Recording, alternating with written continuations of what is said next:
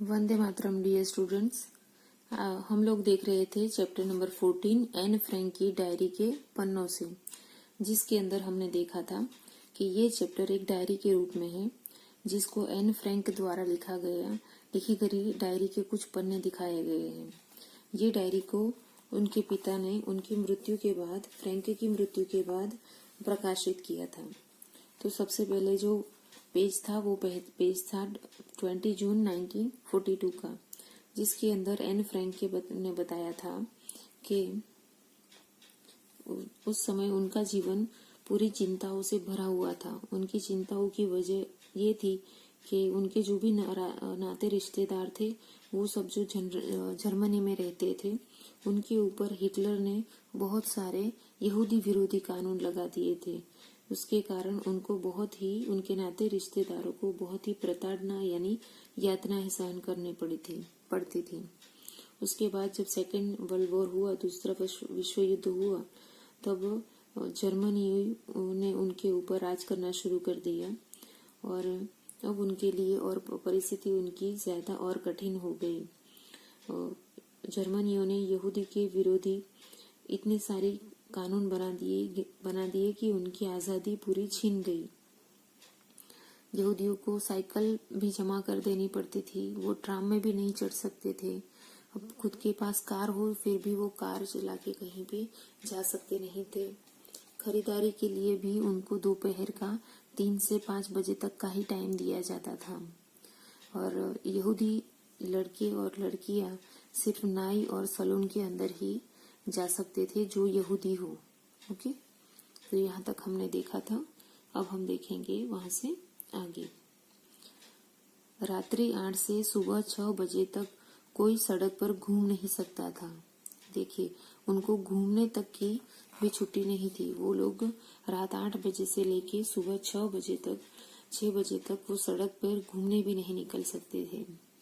Cinema, नाटक अथवा अन्य किसी मनोरंजन के लिए भी कहीं जाने की अनुमति नहीं थी। उनको किसी भी सिनेमा में यानी मनोरंजन के लिए भी उनको कोई अनुमति नहीं थी। अनुमति का अर्थ होता है आज्ञा, यानी उनको किसी भी चीज की परमिशन नहीं थी। टेनिस कोर्ट, तरणताल या मैदान का उपयोग भी नहीं किया जा सकता था। यानी उनको मनोरंजन के लिए भी कोई छूट नहीं थी और दूसरा खेल कूद के लिए भी उनको किसी प्रकार की कोई छूट नहीं थी। वो लोग टेनिस कोर्ट भी नहीं जा सकते और तरणताल यानी तैरने के अभ्यास के लिए बनाया गया तालाब, उसके अंदर भी वो लोग नहीं जा सकते थे और मैदानों का भी वो लोग उपयोग नहीं कर सकते थे। नाव खेने में और खेल कूद में हिस्सा नहीं लिया जा सकता था। नाव खेने का अर्थ होता है नाव चलाने, यानी नाव चलाने या फिर खेल कूद का जो भी कंपटीशन हो उसके अंदर वो लोग हिस्सा तक नहीं ले सकते थे।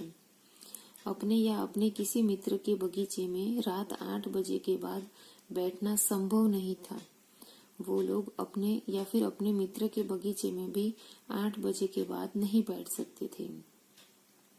ईसाइयों से मिलने के लिए उनके घर तक नहीं जा सकते थे। उनको ईसाइयों से मिलने तक की भी परमिशन नहीं थी, उनके घर तक भी वो लोग नहीं जा सकते थे।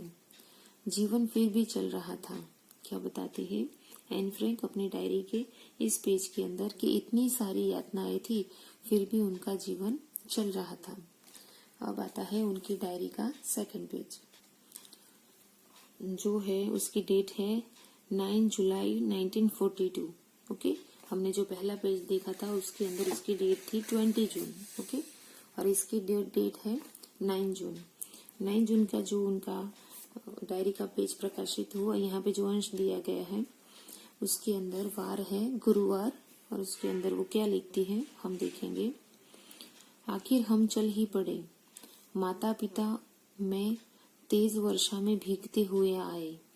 जब हम निकलकर गली तक आए तब माता पिता ने धीरे धीरे अपनी योजना के बारे में बताना शुरू किया। उन्होंने 16 जुलाई को अज्ञातवास में चले जाने का निश्चय किया था। ओके, तो छिपने का स्थान पिताजी के कार्यालय भवन में ही था। दूसरों के लिए इसे समझ पाना थोड़ा मुश्किल था। ये डायरी के ये पेज के अंदर ये क्या बताती है कि वो लोग ये यातनाओं से इतने परेशान हो गए थे कि उनके पिता ने अज्ञातवास में जाने का निश्चय कर लिया था। अज्ञातवास का अर्थ होता है एक ऐसी जगह पर रहना जिसके बारे में किसी को भी जानकारी न हो। तो उनके पिता ने ऐसा निश्चय कर लिया था कि हम लोग अज्ञातवास में चले जाएं। तो वहां जाने के लिए वो लोग घर से निकल पड़े थे और तब माता पिता और वो तेज बारिश में भीगते हुए जा रहे थे। जब वो घर से निकलकर गली तक पहुंचे तब उनके माता पिता ने धीरे से अपनी योजना उसको एन फ्रैंक को बताना शुरू किया कि वो 16 जुलाई से ऐसे अज्ञातवास में चले जाने वाले हैं। और अज्ञातवास में जगह का स्थान भी डिसाइड हो चुका था। वो था उनका कार्यालय भवन जिसके अंदर वो लोग रुकने वाले थे। अब देखेंगे डायरी का तीसरा पेज जो है 21 जुलाई 1942। ओके। प्यारी किटी, आखिर में आशावादी होती जा रही हूँ। अब ऐसा समय आ गया है कि चीजें ठीक चल रही है।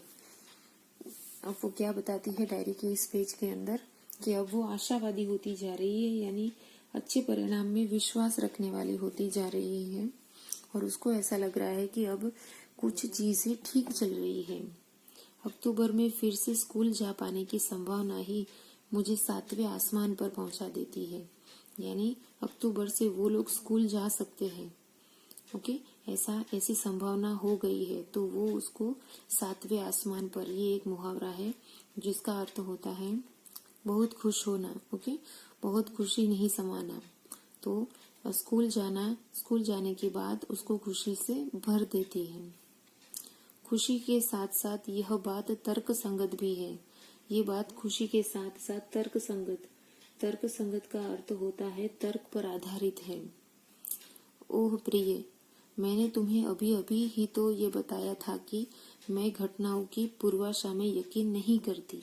क्या बताती है कि मैंने अभी तो तुमको ये बताया था कि मैं घटना पहले से ही उसके लिए की गई उम्मीद, पूर्वाशा का अर्थ होता है पहले से ही की गई उम्मीद के ऊपर मैं यकीन नहीं रखती।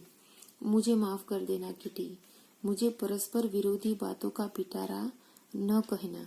क्या बताते हैं कि तुम मुझे माफ कर देना, मैं परस्पर विरोधी यानी असंगत या फिर विरोध करने वाली बातों का पिटारा यानी संदूक मुझे तुम मत कहना। हाँ, ऐसे करके ये डायरी का 21 जुलाई का पेज और यहाँ पे हमारा चैप्टर की समझूती भी खत्म होती है।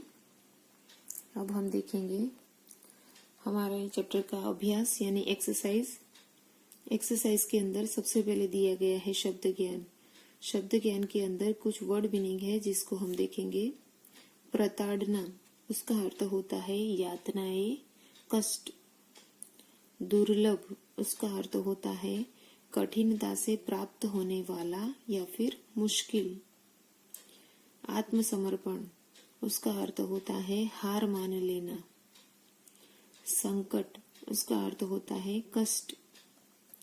अनुमति यानी आज्ञा। तरणताल यानी तैरने के अभ्यास के लिए बनाया गया तालाब। नाव खेने यानी नाव चलाने। अज्ञातवास यानी ऐसी जगह पर रहना जिसके बारे में किसी को जानकारी न हो। आशावादी यानी अच्छे परिणाम में विश्वास रखने वाला।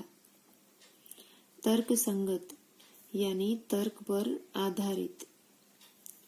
पूर्वाशा यानी पहले से की गई उम्मीद। विरोधी यानी असंगत विरोध करने वाली। पिटारा यानी संदूक। अब देखेंगे कुछ समानार्थी शब्द। विश्वास, उसका समानार्थी होता है यकीन, भरोसा, धारणा। आदेश, उसका अर्थ होता है आज्ञा, अनुमति, हुक्म। नाव, उसका समानार्थी शब्द है नौका, नैया, तरणी। पिता, उसके समानार्थी शब्द है जनक, तात, जन्मदाता। ओके, तो ये वीडियो को हम लोग यहीं पे स्टॉप करते हैं। नेक्स्ट वीडियो में हम अभ्यास का पाठ बोध देखेंगे। Okay, bye students.